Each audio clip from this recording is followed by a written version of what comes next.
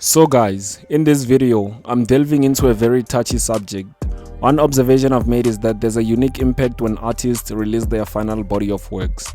It often makes you realize the importance of appreciating them more while they are still active. This phenomenon has been evident with artists like A-REECE, aka and many more. However, in the case that I'm discussing today, it's not about transitioning to the other side of the world, but a deliberate decision to retire. As many are aware, Pretty Ugly announced last year that he would be stepping away from releasing new projects as a hip-hop artist, and Dust would be his final offering. It's genuinely disheartening to witness because the quality of this project is just exceptional. In my opinion, this is the best hip-hop album so far this year, and I hope it maintains that status throughout the rest of the year. Considering the excellence of this album, it's quite challenging to envision anyone surpassing its quality this year. While there are high expectations from J. Jody, I find it unlikely for him to outshine Pretty Ugly's final project. However, J. Jody's album has far tracks like Verminous, which seem promising, but only time will tell as the year unfolds. And back to Pretty Ugly, his retirement announcement was remarkable, hey?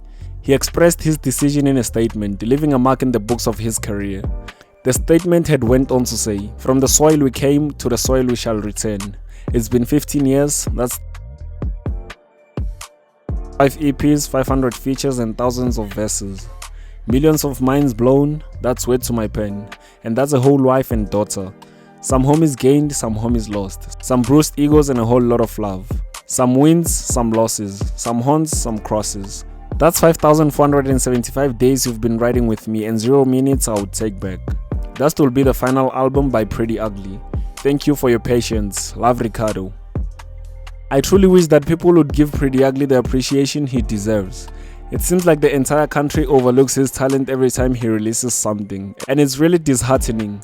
Regardless of this, Pretty Ugly concluded his rap career with a remarkable project. The verse from THATO SAUL on this album, particularly in Family Man, stands out as the best rap verse for me this year. While I've had Ginger Trail's verse on J. Jody's EP, THATO SAUL's contribution on Family Man was just too impressive. The collaboration between Pretty Ugly and THATO SAUL exceeded my expectations, to be honest. It's evident that Pretty Ugly took his time with this project, as it is well crafted from start to finish. Before diving into a detailed review of the album, let's explore how Pretty Ugly approached the creation of this album. He shared his method, stating, "Generally how I go about selecting features for an album is, I like to start the beat in the session with the producer. I prefer not to have ready-made beats sent to me. I come up with the entire concept of the song, style, cadence, sonics and the write and record to it. Take it to the home studio to refine it. Then I'll think about whose voice, tone and pen I hear on the song. Usually someone who can elevate the record and do something I can't. Then I'll reach out to them and send them the complete song. Sometimes I'll send 3 to 4 references. Sometimes the person I have in mind for the record doesn't particularly like the record, or they are not in the right space to resonate with it. Sometimes they just don't say anything. Sometimes I need to reach out a few times and sometimes it just doesn't work out. When working on an album, I already have sequencing, the energy and flow of the project in mind. So I prefer to send references of what I like for my project and not necessarily for me to be in the studio with the featured artist cooking up ideas, unless we have a single in mind.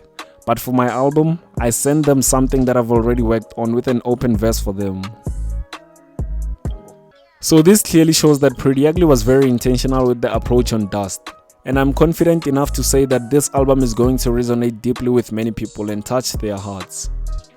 Delving into the context of the album, on the first track, Falling, Pretty Ugly seems to be addressing the passing of hip-hop legends like DJ City Lights, A-REECE, and others who have departed from the scene. And that's just to summarize it.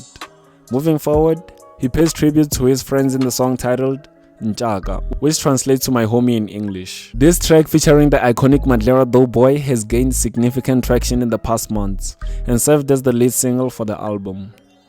Njaka truly set the high expectations for the album and Pretty Ugly lived up to them. On What's the Math, Pretty Ugly adopts an aggressive rap style over a strong, hard-hitting trap beat.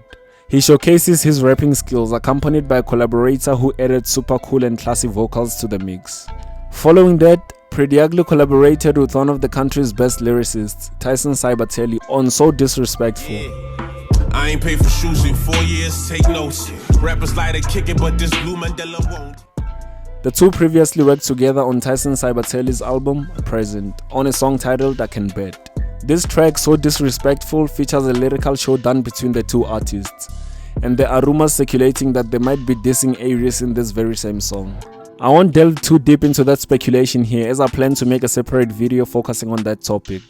But anyways, do you guys think they are addressing A-REECE on it? Feel free to share your thoughts in the comment section below.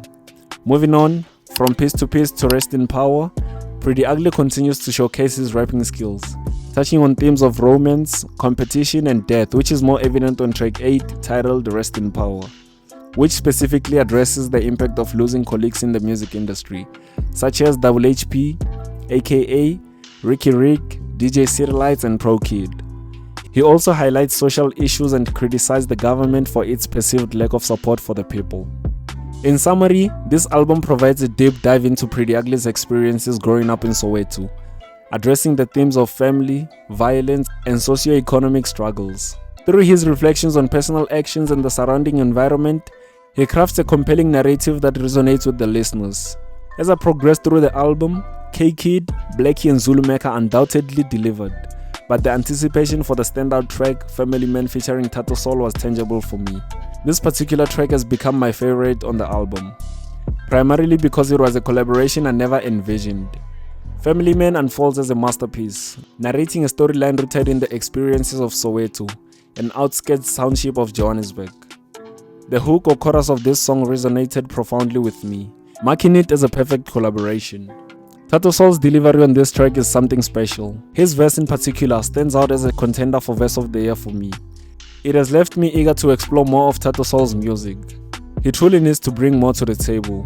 The collaboration between Pretty Ugly and THATO SAUL stands out as the highlight of my 2024 in SA hip hop so far. It's a proud declaration to say that Dust is a new masterpiece acquired by the South African hip hop scene, providing a fitting closure to Pretty Ugly's rap career. Moving from Broken Home to Go On, the album's outro, the tone takes on a somber note, which made it feel like an experience of losing an integral component in SA hip hop. The outro of the album sums up reflective and dark themes, commonly used to express personal struggles and the toll of fame on mental and emotional well-being. Such themes are common in the music industry, where artists struggle with the challenges of fame, public scrutiny, and their mental health. It only took a little fame not to like fame.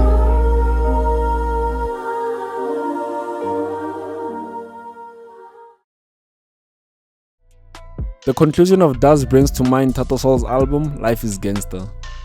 While both convey reflective elements, Life is Gangster suggests that there's more that THATO SAUL wants to share, whereas the ending of Dust provides a sense of closure, offering insights into why Pretty Ugly decided to step away from music. The inclusion of artists who have left the realm may serve as a tearful reminder that prioritizing one's well-being over fame and music is crucial. Additionally, the underappreciation Pretty Ugly has faced each time he released new work may have contributed to his decision to leave the music scene. An unfortunate reality where dedicated effort goes unrecognized. In choosing to quit music, Pretty Ugly seems to have made a thoughtful decision for his own well-being. Dust has convincingly solidified my belief that Pretty Ugly will be remembered as one of the best to ever do it in the game. I am genuinely proud of his artistic achievement. Without a doubt, this stands as the album of the year for me, deserving not just a 10 out of 10, but I would go as far as giving it a 15 out of 10. Now I'm curious to hear your thoughts on Pretty Ugly's album. How do you perceive Dust as his final offering? Do you think it's a fitting closure to his career? Share your opinions in the comment section below. Also, let me know which track from the album is your favorite. Anyways, that concludes the video. If you enjoyed it, please give it a thumbs up and subscribe to the channel for more content. Until next time, peace out. Perfect.